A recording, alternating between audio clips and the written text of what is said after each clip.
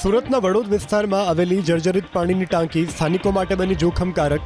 Palladium રેસિડેન્સીની બાજુમાં જ આવેલી આ પાણીની ટાંકી અતિ જર્જરિત હાલતમાં છે. પગથિયા તૂટેલી હાલતમાં છે તો ઉપરના ભાગે સળિયા પણ દેખાવા લાગ્યા છે. 21 ઓગસ્ટ 2015 લોકાર્પણ થયેલી પાણીની ટાંકી માત્ર 10 વર્ષમાં જ ખંડેર સમાન બની ગઈ. સ્થાનિક પ્રશાસનની ગંભીર બેદરકારી તો જુઓ. જર્જરિત પાણીની ટાંકીની આસપાસ માત્ર આળસ બાંધી દેવામાં આવી છે.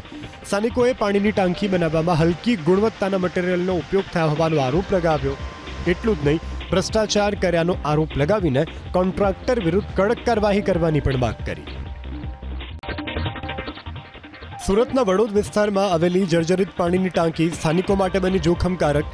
પેલેડિયમ રેસિડેન્સીની બાજુમાં જ આવેલી આ પાણીની ટાંકી અતિ જર્જરિત હાલતમાં છે. પગથિયા તૂટેલી હાલતમાં છે તો ઉપરના ભાગે સળિયા પણ દેખાવા લાગ્યા છે. 21 ઓગસ્ટ 2015 લોકાર્પણ થયેલી પાણીની ટાંકી માત્ર 10 વર્ષમાં જ ખંડેર સમાન બની ગઈ.